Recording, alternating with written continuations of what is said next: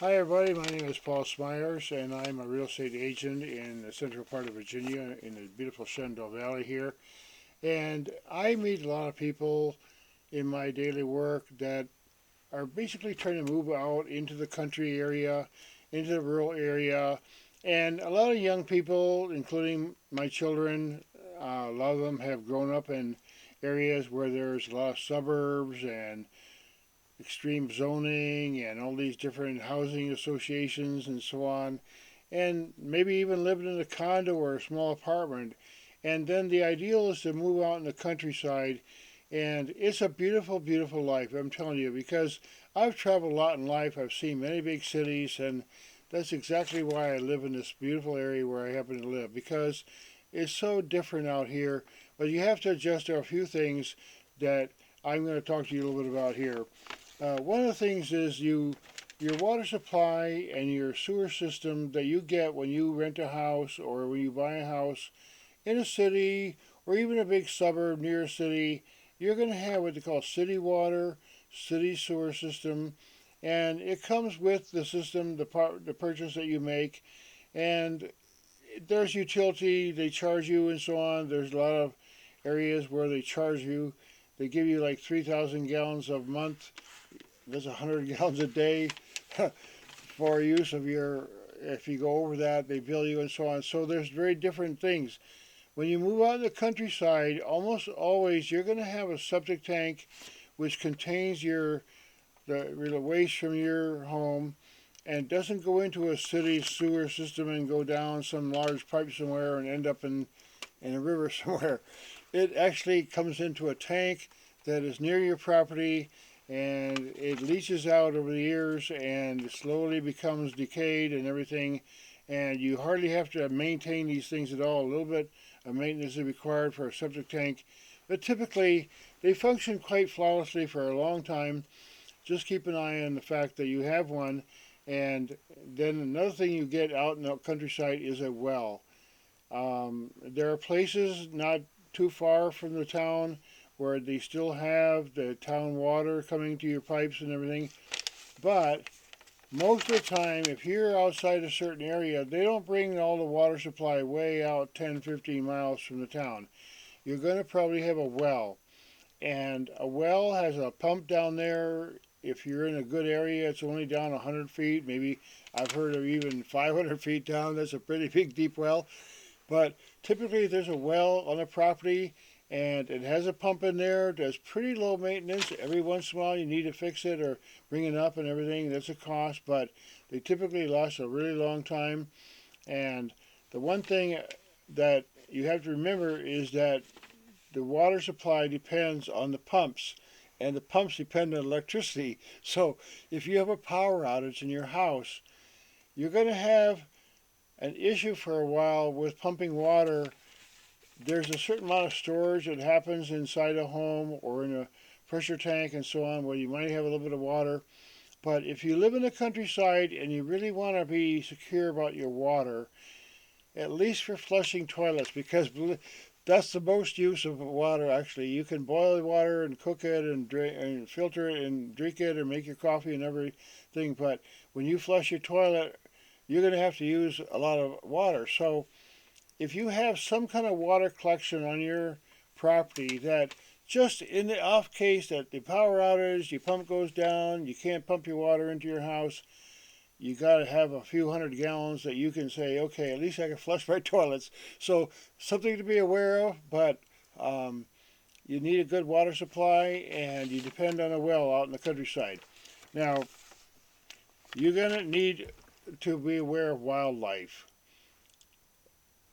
If you live in a suburb, you might have a raccoon or rabbits or something. It happens. And I've even seen coyotes in a suburb of Ohio. They just wander around. They don't know what to do because they lost their habitat. So they're wandering around in the villages or whatever in the suburbs. But you find out in the countryside, you might have real wildlife that are just they're just doing their thing, like bears. I've seen bears walking around my property, a coyote. Like they don't cause any harm really. If they might steal your bird food or your cat food or whatever, but you have wildlife, and you have possums and raccoons and things like that, and birds and stuff like that. So something to be aware of. You just, you have some fences, maybe you have some outdoor lights that go on with movements so that they flash and it scares them away. But generally speaking, most of the wildlife is just minding their own business, doing their own thing out there. You don't need to worry about. Even like a black bear in Virginia, they're not really very dangerous. If you just leave them alone, make a lot of noise, they run off in the woods and stuff. But you'll have deer that want to eat your garden and things like that. So wildlife is another thing to be aware of out in the countryside. Um, the maintenance, you're going to have some maintenance because when you have a number of acres and you have multiple structures, you're going to have some things to do, like cleaning gutters and weed whacking and just generally keeping an eye on your property so that there's some things that you need to take care of. Unlike, some condominiums, I've seen some very expensive homes in these areas, these suburbs, these cul-de-sacs where they have a very fancy home, very expensive home, and maybe a 3/4 of an acre, but someone else comes along, they have some rule about the kind of mulch that you have to have on your trees. It has to be a certain style and kind or color or whatever. And all these big, huge houses, someone comes along and does their lawn and everything and makes it all just nice and tidy and everything because they don't want to trust any individual to maybe not mow their lawn or something. So they have someone do it. That's part of the arrangement here. But in the countryside, you really have to take care of things because your grass is going to keep growing. So you're going to get the machinery and you can hire people. You can have someone come and cut your hay or cut your lawn or whatever, do some bush hogging. But you're going to have to keep an eye on it because if you have like a big, huge field, a few acres, and that just keeps growing and growing and growing, I mean, at some point, it's not going to look very good, and it's just going to attract a lot of infestation of bugs and so on. So, again, wildlife and so on and maintenance. You got to have neighbors. Neighbors out in the countryside, it's a beautiful thing. A lot of times they mind your own business. I've found nobody bothers you at all. There's hardly any crime out in the countryside, honestly, and frankly, in most areas of rural Virginia and many other parts of the country, you don't want to knock on a stranger's door in the middle of the night because you're going to see a dog and maybe a gun. So just be careful out there. Nobody bothers you, and the crooks, all the people who are thieves and everything, they tend to avoid the country farmers because they'll get lost trying to rob them, and they'll meet a dog and a gun. So it's just a little different out here. You want to think about a little bit of self-protection, at least some outdoor lights that go on with some movement and maybe, protect your house in some way. But I've lived in the country for many, many years. And honestly, I can't even count the number of days I left my house totally unlocked. Nobody ever bothered me. I don't advertise it, but it's just the way out in the country. If you have a place way out in the boonies somewhere, most of the people driving by your road, they're just going on to their home somewhere. They're not going to stop and rob you. It's just very different out here. So that's one of the advantages and beautiful things about being out in a rural area, and one thing to look forward to. You have tendency to have more privacy. You have more insulation. You have trees. It's a very quiet environment. I love it out here because where I live, there's no street lights on here on this road. There's no stoplights on the road, no industry on this road, or at least no public industry. There are a lot of rural craftspeople, tradespeople who are living in rural areas. They have businesses of some kind, but they don't have a 7-Eleven, if you know what I mean. There's lights everywhere and traffic and strange people coming by. So it's very different. You will see businesses out in the countryside, but most of them are very private and quiet, and they just park their trucks at night and so on.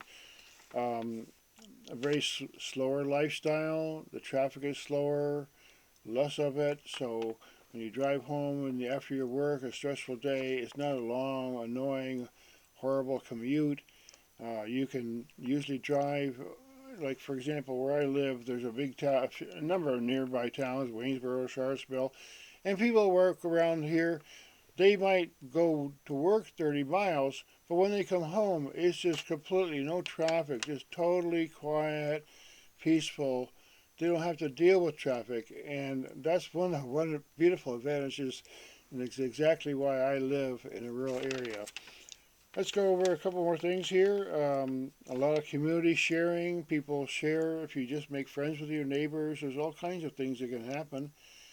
It's just a different spirit. Everybody out in the countryside, we all know we're a little bit isolated. We have big expanses of land around us, some forests and so on, and bears and maybe even a Bigfoot. But we have a very different kind of lifestyle on here where, but the pinch, worst comes to worst, I mean, in a pinch, people will help each other. They'll come and, get your car out of a rut or something, or move a tree out of a road or something like that, or use their chainsaw to cut some tree that fell on your property or something like that. So if you make friends with your neighbors, it's a very different thing than living in some areas where I've lived where nobody knows their neighbors. Nobody knows their neighbors at all, and they dare not even go over there because they have a huge fence around their property. So it's not like that in the countryside. But just be polite out here in the countryside if you move here. I'm not a southerner. I have traveled quite a bit, and I ended up living in upstate New York for a long time. I'm not really a New Yorker. I came to Virginia in 2015, and I'm not really a native Virginian at all, and I don't sound like a southerner. But people are very polite. If you're kind to people and just gentle and don't invade people's privacy and trespass or anything, the country life is extremely low stress and just very pleasant. In the countryside, you also have a lot more space around you. It tends to make you breathe a little slower. Hey, nobody's crowding me. You don't. In some places, you don't even need to see your neighbors. You can't even see them through the trees and everybody's like that. Nobody really wants somebody 100 feet away that you can look in their window. And there are people who pay extremely high amounts of money for a big, huge house in a cul-de-sac somewhere where there's another house just like it or almost like it 100 feet away. I don't personally understand that, why people buy those kind of houses, but whatever. But I live in the countryside for a very important reason. There's many, many reasons, actually, if I explained here. But it's a very different kind of a lifestyle. You'll have less taxes, and that's also a benefit. And if you get agricultural land, you'll be able to, if you have the right kind of zoning, you'll be able to do a lot more with your land and basically just have a little bit of a business of some kind. So I don't want to make these videos too long. I hope people watch some of my other content. If you like and share, I really appreciate it, and I do watch a lot of other people's content. So thanks again for listening, and I hope to see you in some of my other videos.